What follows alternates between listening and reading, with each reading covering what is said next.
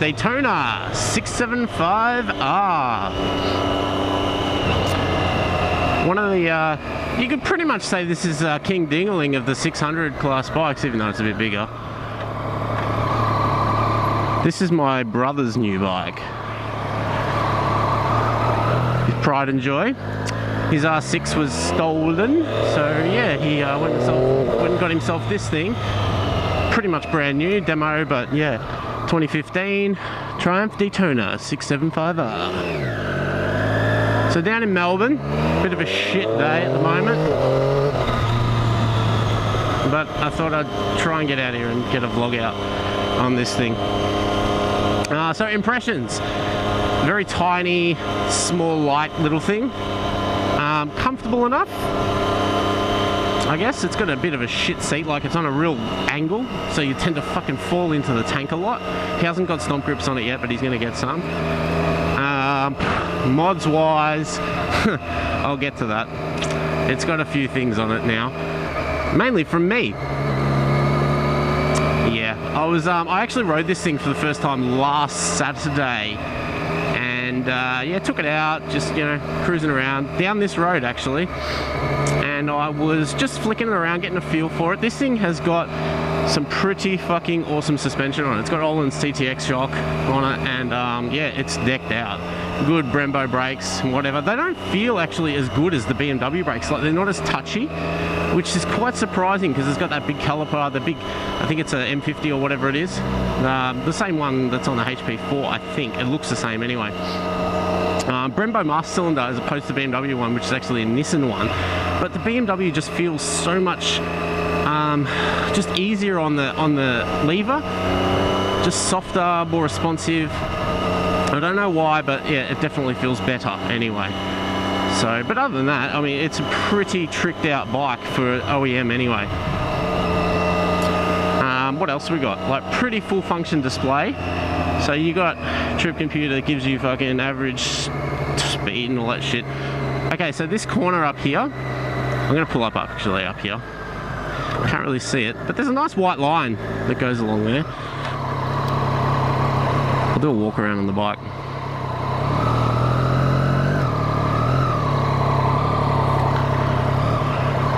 Just here.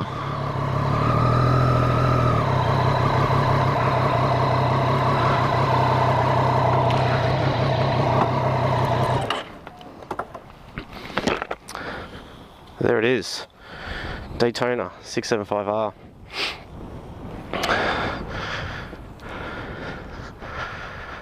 So as you can see, the Öhlins forks, he's going to kill me because I'm out in the rain, or whatever, he'll deal with it.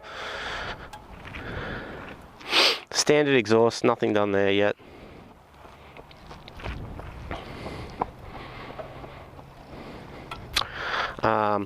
Triumph engine covers.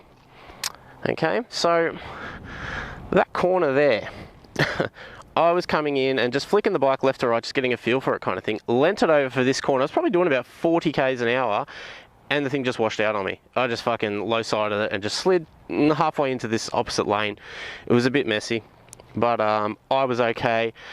And as you can see, the bike is perfect, right? It wasn't, okay? I was very fucking lucky with this one. So, what dusted itself up? My brother did have other bobbins on the thing, just some aftermarket shit. I replaced everything with genuine Triumph stuff. I was very lucky in that the Triumph in Melbourne, which is a Peter Stevens store, had everything in stock that I needed. Okay, so bobbin was fucked, engine case copped a bit of a flogging, but nothing you know, to penetrate it or anything like that. So I sanded it back, so it's pretty good, and painted it matte black, and you can't even fucking tell the difference. And fitted Triumph covers over it, so you definitely can't tell the fucking difference. Other than that, shifter copped a bit of a slide, but I sanded that down and it looks actually pretty good now. Bar end was fucked, so I had to fix that. Lever was, if it was my bike, I wouldn't have given a shit. It wasn't broken or anything like it. It was just the knob had copped a fucking bit of a slides kind of thing. But I replaced it anyway. Was going to get adjustables, fully adjustables, like the, I don't know, the aftermarket, but Triumph ones. I said, no, fuck it, because they didn't have them in stock, so I just got this one, which is actually adjustable anyway, as opposed to the OEM one, which is not. So there you go. And an indicator. This indicator copped it. just cracked the lens. Thought I'd do my brother a favour anyway and sort of upgrade him, so I got the genuine Triumph LED ones, which requires you to change the flasher unit over to an electronic one, but pretty basic stuff. And the mirror copped a little bit of a touch-up, which I have sanded back and you can barely fucking tell. But other than that, no fairing damage or anything. I was very fucking lucky with this one. All up cost me about 620 bucks. So, can't complain. But yeah, that's the bike. Getting a bit moist. So let's get back on it. This obviously isn't going to be a hard ride because one, I'm going home today and I don't want to fucking stack it again. And two, it's fucking wet. I don't really like this clutch. I can't two-finger clutch on one. It doesn't have the throw. Even fully adjusted out on number 4, it's not really any good. So it's a 4-finger clutch jobby, but not to worry.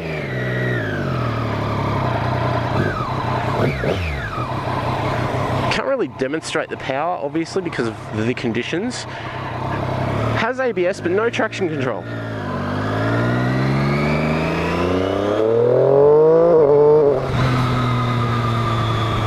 It's a very linear power curve. There's no point really where it hits like a power band style thing at say 8,000, like a lot of other bikes do. This thing is just linear all the way through to the fucking red line. It's a bit deceiving because you're waiting for it, and I've only ridden this thing a short period, mind you, but you're waiting for a hit and it's just not there, and it actually gives you the impression that the bike's not as quick as it actually is. I think they make about 125 horsepower, maybe a bit more, which is, you know, it's not bad for a 600cc class bike. It's actually pretty healthy, but it just doesn't feel as punchy as like even at least a lesser powerful R6. So yeah, go figure. Fuck me, I'm taking corners like ridiculously wide. Quick shifter on the up. It's okay. It doesn't feel as well tuned, I guess, as the BMW one. No downshifter, obviously. But at part throttle, it's a bit clunky. I mean, it's okay, it's functional, and 9 times out of 10 people aren't going to give a shit and think, yep, cool, it's got a quick shifter, that's fucking amazing. But when you come from something that is well calibrated like it is in the BMW, you notice these little things. Hey, fucking Melbourne drivers, fucking bit of oil there, fucking take it easy. See, it's just a bit not as fluid as a Beamer, and I'm doing 6,000 reps, so it's not like it's just ticking over or anything. Switch gear feels okay, I guess. You know, it's not premium like it is on the BMW, but you know, it does the job. The switches for the cluster being up there is fucking a bit annoying. Again, I'm comparing it to a fucking BMW, so you know, I'm being a bit critical there. But overall, it's quite high functioning, so you're getting more out of the cluster in this thing than you are in a lot of other bikes. You know, like your average, what's that shit, distance to empty, you know? Has a fuel gauge as well, so it's better than my bike in that regard, where I've only got distance to empty. Trip time, average fuel, 6.4. He's quite low speed, so that's instant, I think. Hang on, pushed it again. Trip time, average. Yeah, instant. That's what I would generally ride around on. So yeah, that's cool, because my bike doesn't have that, and I wish it did. I like riding around on instant, because it gives you, especially if you're riding for fuel economy, and I know most people don't give a shit about fuel economy for a fucking motorcycle, but it gives you an idea about calibrating yourself for what gears are optimal for economy. You know, like when my brother fucking, he's a fucking idiot, I swear to God. He's saying, oh, you know, it's happy doing fucking 100 k's an hour in second gear. I'm like, you're a fucking douchebag. It's a fucking 600, it's a 675. It's not exactly weak. Put the fucking thing in top. And he goes, oh yeah, it started doing that after I rode it, and said, yeah, you can pretty much shift at 4.5k in this thing. I'm just cruising around, it's fine. He's like, oh, economy's heaps better. I'm like, yeah, funny that. But anywho, what's this dickhead doing?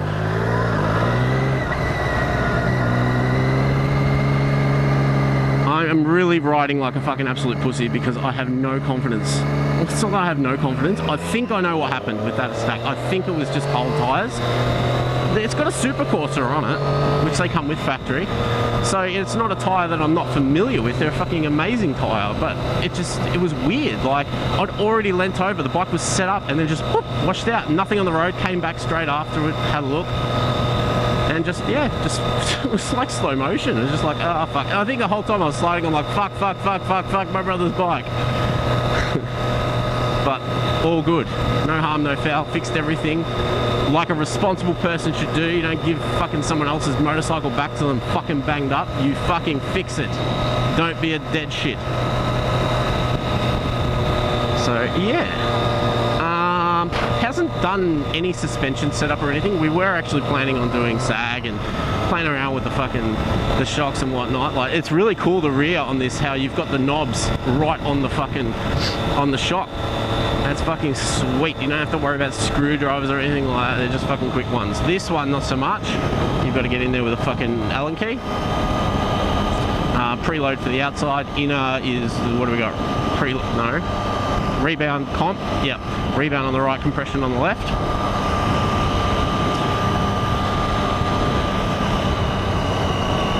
But yeah, mirrors, my brother whinges about them. I don't reckon they're too bad.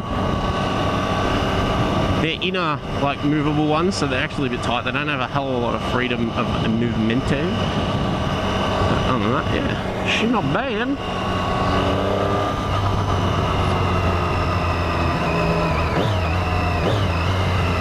Feels weird having a clutch with 4 fingers. I'm so not used to having to do that.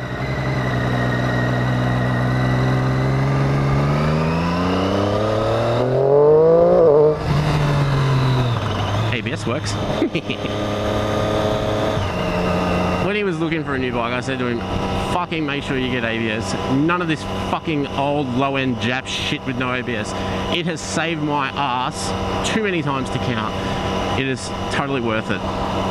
Traction control, well, I mean, that's all well and good, especially on a leader bike, but in my opinion, you don't need it if you're riding around responsibly. You use it if you're being a peanut because you can, and it's there to save your ass and make you look better than you fucking are. But on something like this, I mean, it'd be okay, but you're not going to get fucking massive, brutal slides fucking that are going to come up and surprise you. If it's going to slide, you're being a fucking dickhead, and you should expect it. This thing won't power wheelie. I tried. It will clutch wheelie. I'm not going to do it now. But, you know, it's a 600.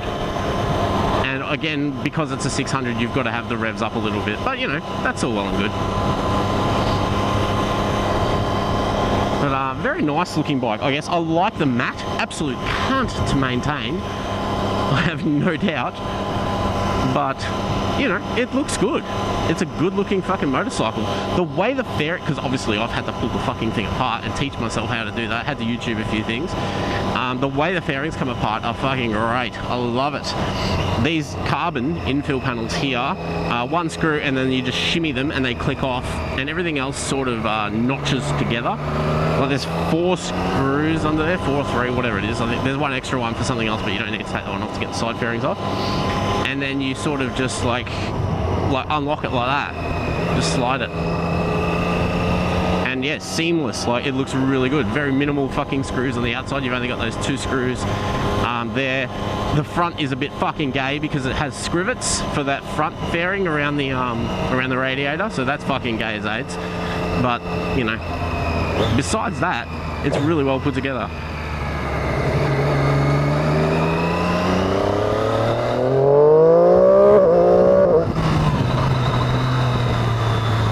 It's quick enough. It really is. Like, I come from an S1000, so of course nothing feels really as quick, especially under 1000cc. But it's good. For a 600 class bike, it is fucking good. Would I rate it over an R6? With the equipment on it, with the R, getting the TTX shocks and all that, and if you spend the time to set it all up, absolutely, it is worth it.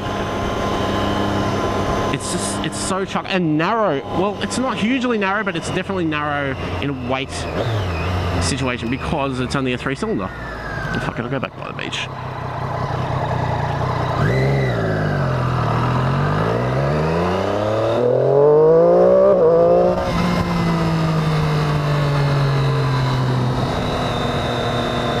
It sounds alright too. For a stock can, it's got a bimodal flapper valve thing in it. Not that I think it really needs it. And as you can see in the start video, the aesthetics of it are quite nice. Like it's slimline, nice little chrome Steno fairing around it.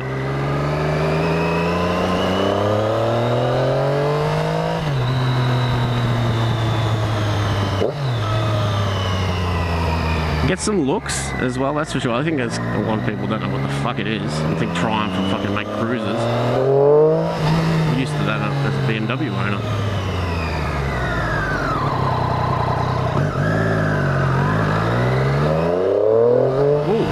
That was a little bit, actually. No, that was fucking, that's right. This thing under load is a bit of a flat spot on the throttle. It's not an electronic throttle like mine.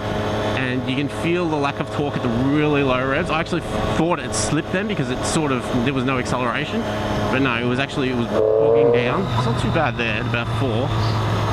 I'm asking too much of it though.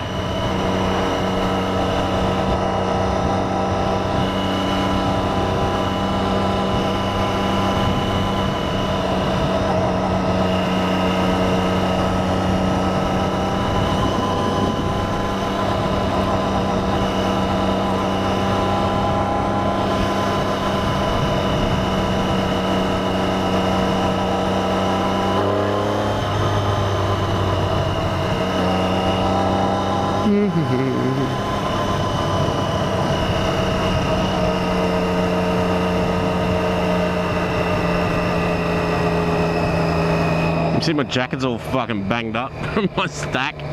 Weird thing actually, so I didn't really hurt myself too much. I mean, I had a bit of a sore shoulder for a couple of days. Took a little bark off my right knee. Go figure. I have no idea how the fuck I did it, considering I landed on my left side. Left side had a little bit of just red mark, and I didn't break the skin or anything like that, so it was fine. And a little bit on my arm, but nothing really. Slow speed incident. You know, it's not one of those accidents where it's like, I'm never gonna ride again. No, fuck no. So I've been looking at new jackets because this thing is fucking well and truly past its use by date. Tried on some Dainese stuff. Peter Stevens. Love the look of it, and you know, because I've got a Dainese fucking suit. But the jackets, they just don't really offer the freedom of movement. Alpine Star's a lot better, but again, you know, still Italian, but I don't know. We'll see. I could lose a few kegs as well. That would help.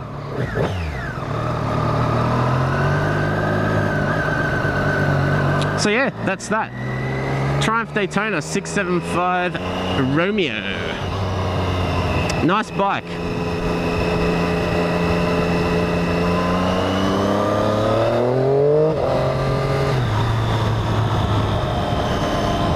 And that's about all I have to say about that. See you later, pips.